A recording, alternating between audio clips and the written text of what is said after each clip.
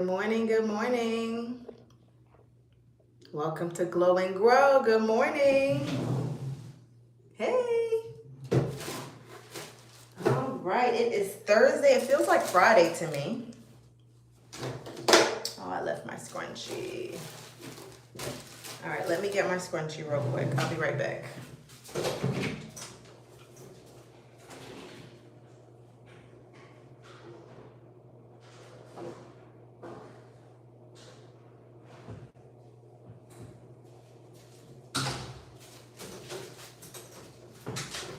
Whew.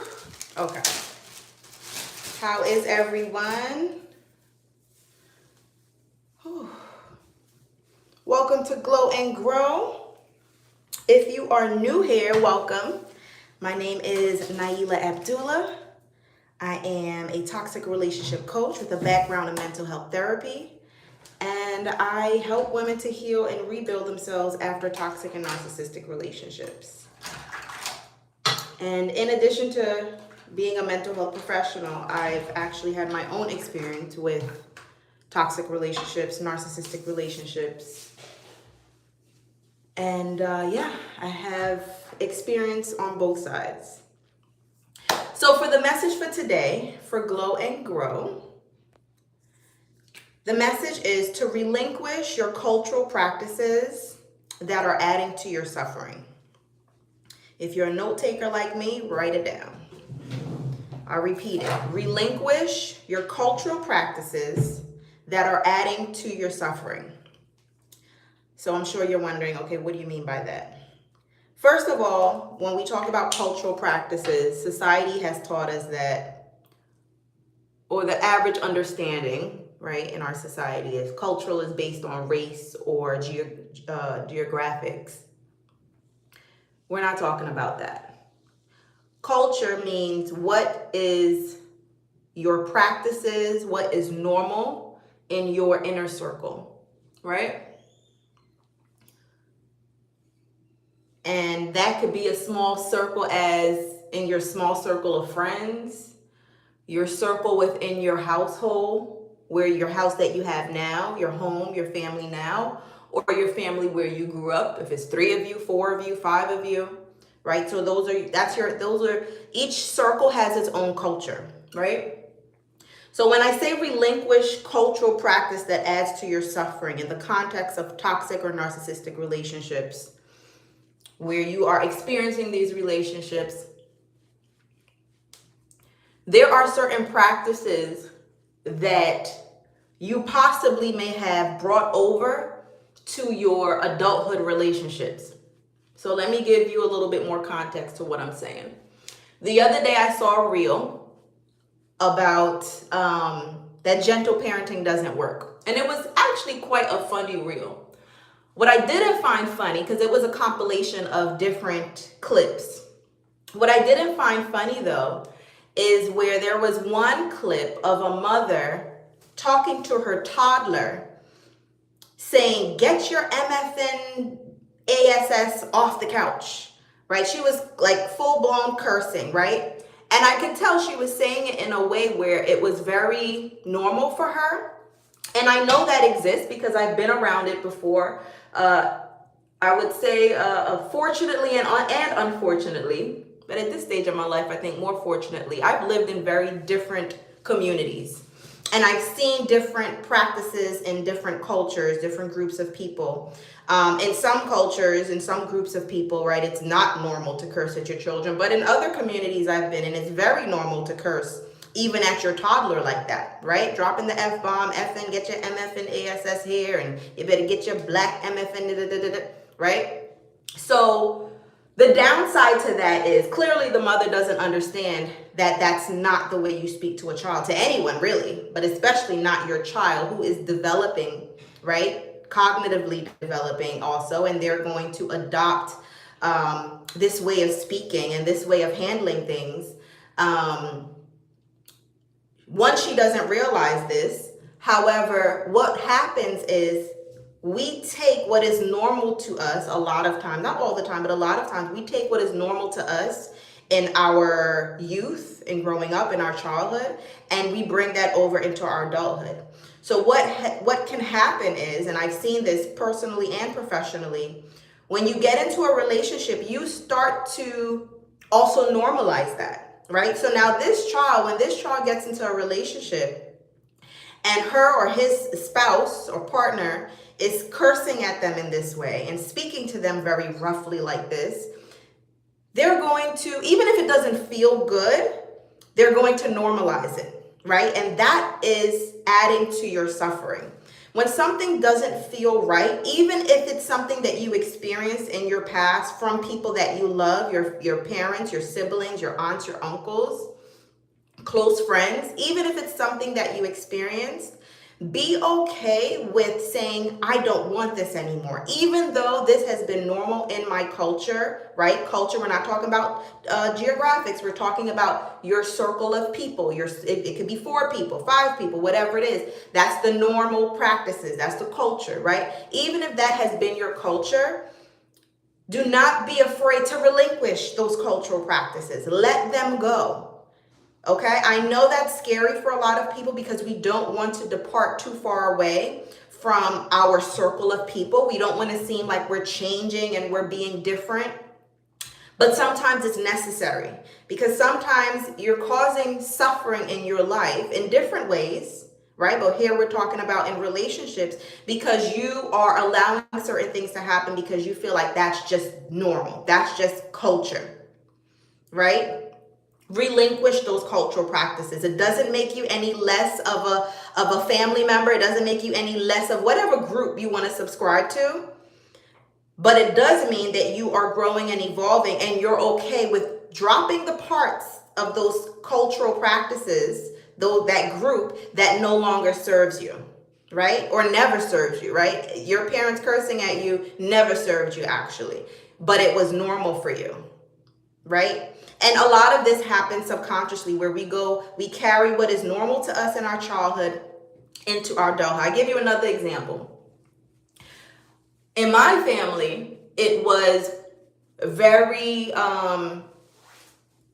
normal to, loyalty was very important, right? So divorce was not an option. No matter what happened, divorce is not an option. You stay loyal. You just deal with it, right? And that is something I saw in my childhood, and that is something that I actually admired, right? Long-term relationship, long-term marriage. You stick around, you stand by their side. That led me, I believe, one of the reasons that got me into a narcissistic relationship, because I took that loyalty, right? That rule of loyalty to someone who did not deserve it. So with the best intentions, right, your parents want to teach you something, but sometimes they don't give you the fine print, right? So loyalty is a good thing, but the fine print is loyalty should only be given to someone deserving of it, right? No, it is not a good thing to stick around if someone is breaking you down, if someone is trying to suppress your growth. Right? If someone is being disrespectful to you and condescending to you, there's no nobleness, and it's not noble to stick around there, right? Yes, you can try. Yes, you can educate that, listen, this is not healthy. This is not okay. But if you see that person has no intentions on changing and they're not changing, the fine print is you get the heck out, right? There's no, you don't get an award for sticking around. You're actually adding to your suffering.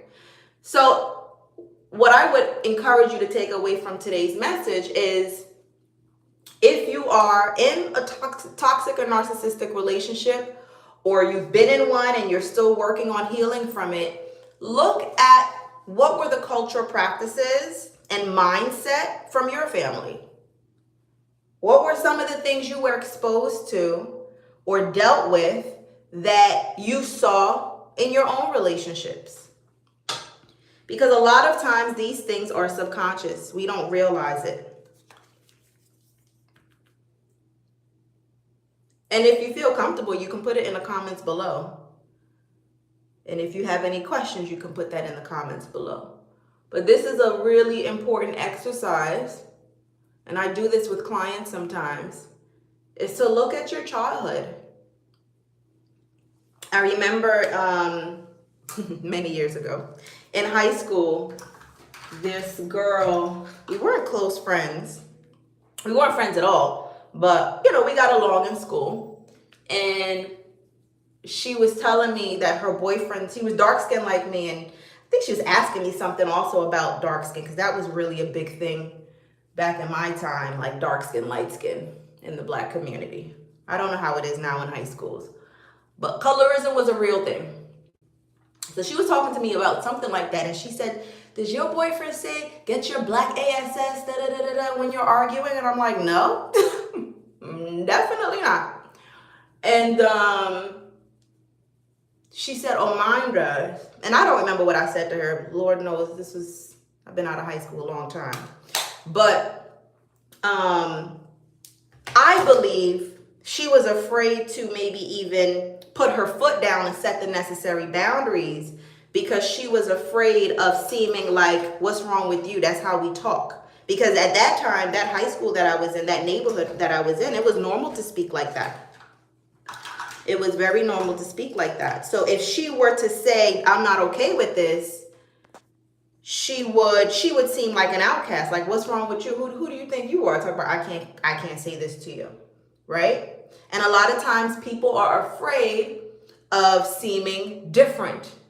And in that neighborhood that I was in, they would call it uppity.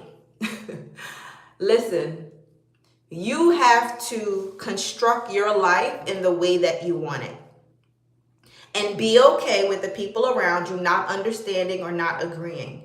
There are billions of people in this world, and the people that are in alignment with who you are working to become, they're there waiting for you. But God can't bless you with new relationships if you're still bringing along toxicity with you, because you feel like, I got to be loyal to them. I can't change. He can't mix those groups. So you have to pick, and you have to be okay with sometimes being in a little bit of solidarity. That waiting period, that gap, in order to be blessed with the right people. And I'm not saying go out there and cut everybody off, but be okay with saying, you know what, I know this was normal for us, but I don't want this anymore. Be okay with that.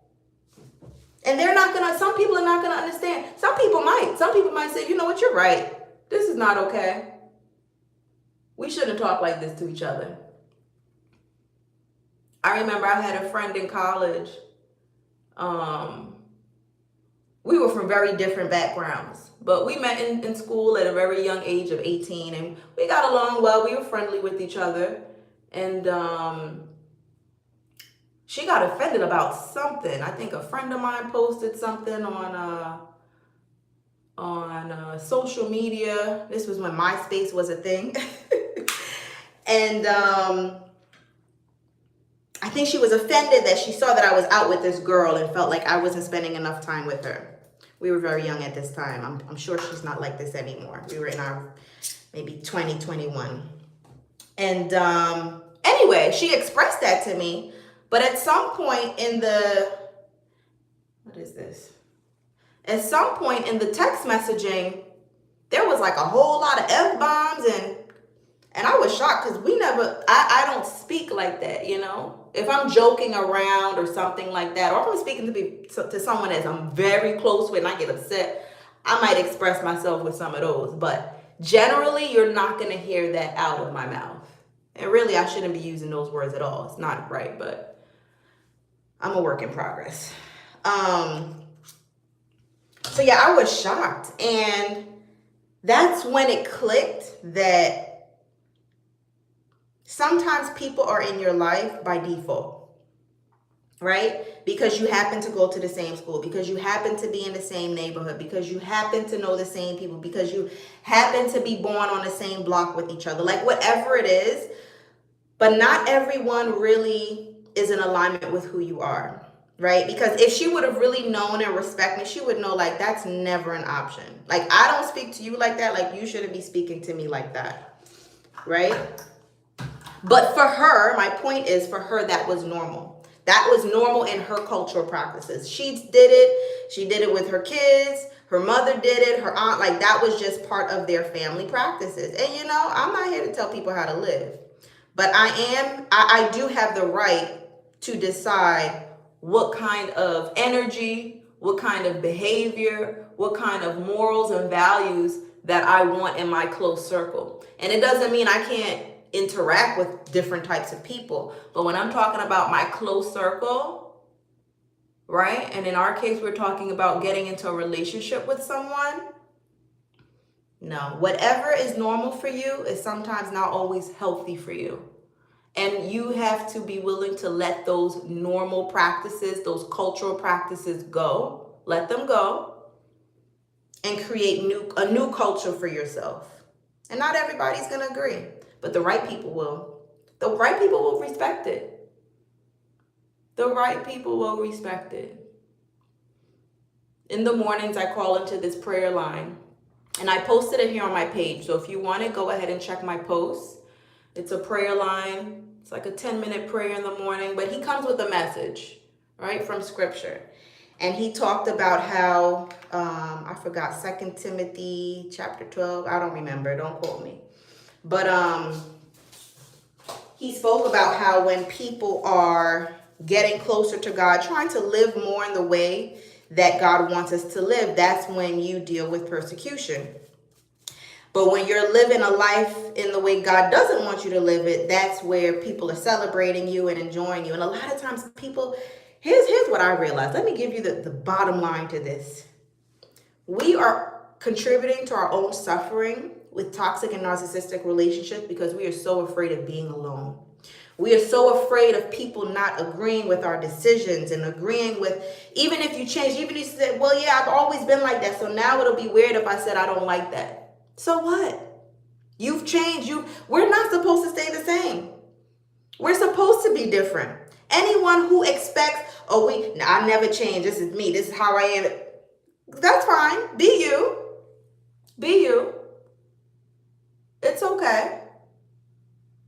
It is okay. But I grow. And if that makes you uncomfortable, then we're not for each other. If you're not growing, if people around you are not growing, you need to fix your circle. Okay? Fix your circle.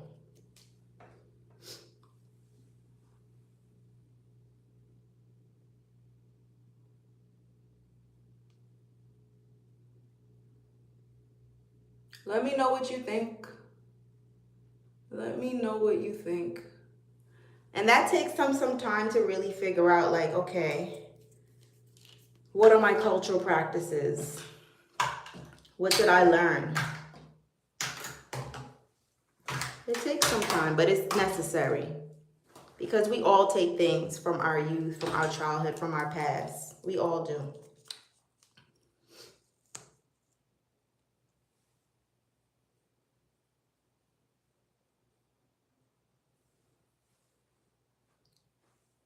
Good morning, good morning. Good morning, warrior of God. And Desi Brown.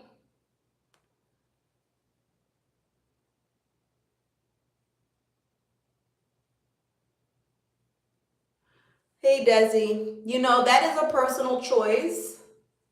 And I see that you said you live in India. And again, you know, here we are talking about cultural practices. But I believe you have to make decisions that's best for you and what feels right for you. And checking with God as well. Going into prayer. Going into prayer. If I understand correctly, the practices there are also very focused on marriage, which I do believe that is the will of God. However, I also believe you is between you and God who you pick.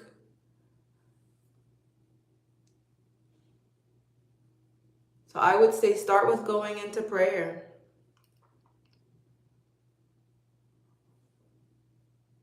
Yeah. Good morning, Summer. Absolutely. We have our plan, but God has the master plan, right? And that's why it's so important to stay in prayer as well, so we can hear what his plan is, or at least be at peace with it. Be willing, be adaptable too. Sometimes we sabotage what he's trying to do for us because we're so fixated on our own plan.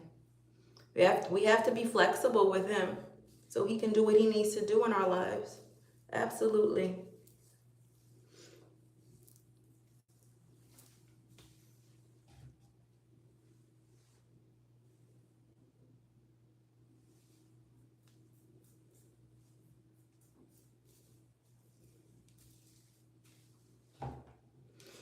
Well, ladies and gents, I hope that this message served you.